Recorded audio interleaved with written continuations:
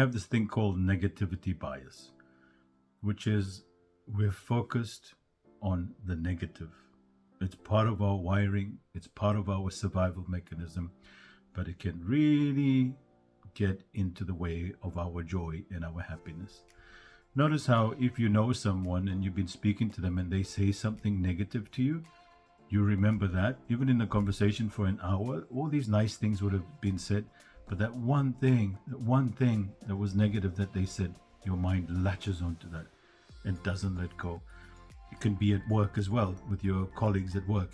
You're getting along fine, and then someone says this one thing. It's always this one thing, and your mind latches onto that. So we have a general tendency to look at what's not working. I found when I post regularly on social media and look through the comments, and in the past I would see one negative comment and my mind would be like latched onto that one comment, like, oh my God, how could that person say this, that, and the other? And so then your whole day is ruined by this one thing. And it's not really fair on you. Think about it. Why should you only look at the negative? It's how we're wired. You've got to know that. Think about it. It's very clever from evolution's perspective. Why do you think news sites focus on negative news? The wars, the problems, the freak accidents, the plane falling out of the sky. Why all of that? Why don't they focus on, the cat who saved the turtle from falling off the building, as you see on social media? People lap that stuff up. Or the baby that was playing and singing and how cute it is. They don't talk about that, but news is serious business. What is serious business? All the negative stuff. Why? Think about it yourself. If all day they just interviewed the owner of a cat who saved a turtle, would you watch that?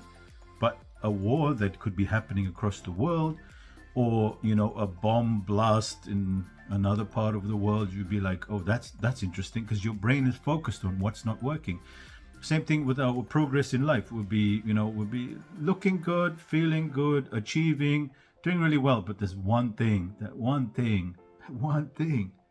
we can't achieve, and our mind will be like, see, you can't do that. And that wrecks your life, because that you just keep on holding on to it. So you got to remember, from conditioning, from survival, it makes perfect sense, so that you can be ready for struggle. You can be there to predict all the negative outcomes. You can ensure your safety, right? But then it works against you in the long term, because you're only looking in the environment and in yourself for everything that's not working. And that's where your focus is. So you got to remember, you got to reframe that negativity bias, because great for survival, great for progress. But here's the thing. Someone latches onto this idea, I need to lose weight, I'm overweight. And that's all they talk about. And that one thing makes them lose hope in all the other good qualities that they have in themselves. And then they come to the conclusion, I'm useless. I can't do anything. Look at me, I can't even lose weight. Yet there's so many other things that you are doing, but your mind latches onto that. So that's not very useful at all. In a relationship, you could have a fantastic relationship with someone, but there's just that one thing that you can't get over. And then your mind starts building up this image going, I can't work with this person. I can't trust this person. Everything they've ever said is a lie. And your mind makes up this thing, and it will make you break off that relationship, when all the time it was one slip up, but your mind is focused on it. This can get to the point of life as well. People feel that they're not successful at work. Like, I can't get a job. I'm just useless. And that's the dialogue that happens. I'm just useless. Some people even take their lives based on that.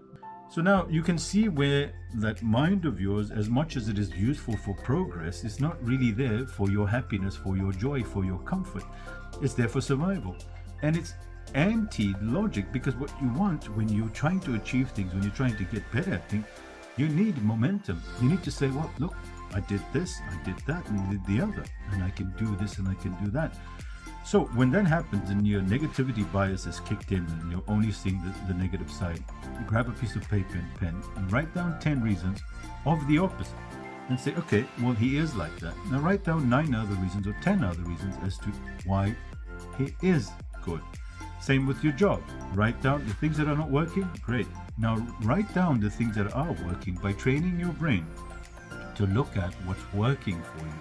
Same with your personal goals. Write them down and say, okay, well, I can't achieve this, but look at 10 things that you can, so that you just neutralize that negative mind and laugh at it and say, wow, okay, look at me. I just focused on the negative one thing. And I laugh at myself often. I'm like, why are you so caught up on this one thing someone said? And that's our wiring. It doesn't serve us. So we've really got to overcome the wiring and the conditioning to look at reality for the way it is, which is one day up, one day down. And we're doing a lot more that's working for us than what we're not. So focus on the good and retrain your brain to look in the environment and in yourself for everything that is working, not for the one or two things that aren't working. Hope that helps.